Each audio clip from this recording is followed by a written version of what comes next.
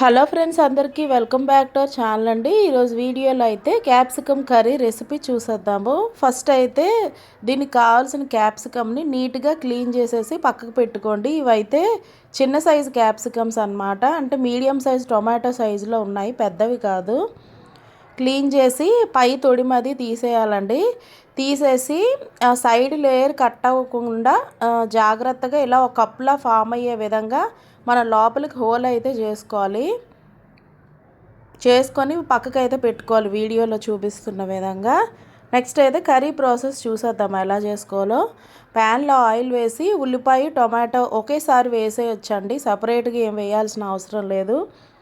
ఇది అందులో కావాల్సిన స్టఫ్ కోసం రెడీ చేస్తున్నాం అన్నమాట. మనం వేసేసి అవి కొద్దిగా ఫ్రై అయిన తర్వాత వెల్లుల్లి ఒక 5, అలానే చిన్న అల్లం ముక్కలు ఒక 4, ఒక 5 లవంగాలు, 2 ఎలాచి, అలానే 1 అనాస పువ్వు, చిన్నదైతే దాల్చిన చెక్క, అలానే 4 అయితే ఎండుమిర్చి వేసాను. నెక్స్ట్ అయితే జీడిపప్పు వేసుకోండి, మీ దగ్గర ఉంటే ఆప్షనలే, లేదంటే స్కిప్ చేసేయచ్చు. ఇవి బాగా వేగిపోవాల్సిన అవసరం లేదండి. జస్ట్ మనం ఏంటంటే కొద్దిగా ఆయిల్ వేసి సాట్ చేస్తున్నాం అంతే అన్నమాట. మరీ అంత మగ్గిపోయేంతగా వేగాల్సిన అవసరం లేదు. ఎందుకంటే మనం ఇది మిక్సీ పట్టి మళ్ళీ ప్యూరిన్ మనం కర్రీలో ఉడికిస్తాం కాబట్టి పెద్దగా వేగాల్సిన అవసరం లేదన్నమాట.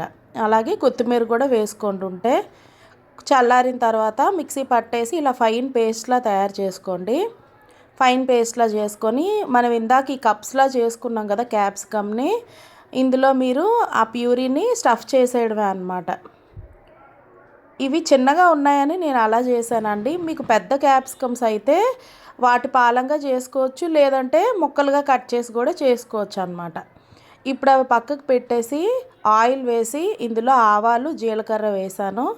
అలానే పచ్చిమిర్చి ఇలా చిన్న చిన్నగా స్లిట్ చేసి వేసేయడమే అందులో. ఇంకా ఉల్లిపాయలు, కరివేపాకు వేసేసి అవి వేగిన తర్వాత టొమాటో వేయాలి ఒకటి. నెక్స్ట్ అయితే ఆ గ్రేవీకి సరిపడా ఉప్పు, అలానే కారం అండి.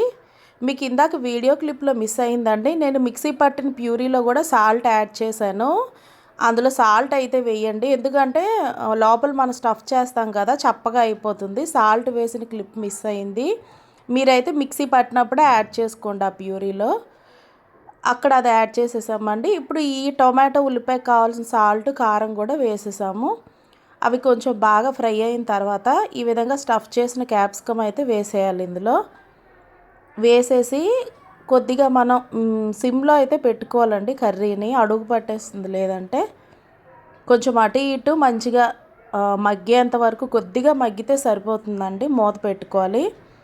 మూత పెట్టుకొని మనకి ఇందాక ఇందులో స్టఫ్ చేయగా ఉన్న మసాలా పేస్ట్ ఉంది కదా, అందులోనే కొద్దిగా వాటర్, చాలా కొద్దిగా అండి, ఎక్కువ వేయకూడదు వాటరు, వేసి ఈ క్యాప్సికంలో వేసేసి అటు ఇటు కలిపేసి కాసేపు ఒక 3 నిమిషాలు అయితే మూత పెట్టుకోవాలి. పెట్టుకుంటే క్యాప్సికమ్ కర్రీ అయితే రెడీ అయిపోయినట్టేనండి. చూసారు కదా, మీకు ఇందులో స్టఫింగ్ అనేది బయటకు వచ్చేసిన ప్రాబ్లం ఏమి ఉండదండి. టేస్ట్ అయితే చాలా బాగుంటుంది అన్నమాట. మీకు ఈ స్టఫింగ్ ఇలానే ఉండాలి అనుకుంటే కొద్దిగా మీరు అటు ఇటు తిప్పుకుంటూ స్లోగా ఫ్రై చేసుకోవాలన్నమాట. ఇదండి ఈరోజు వీడియో అయితే. బాయ్ అండి అందరికీ. Please do subscribe.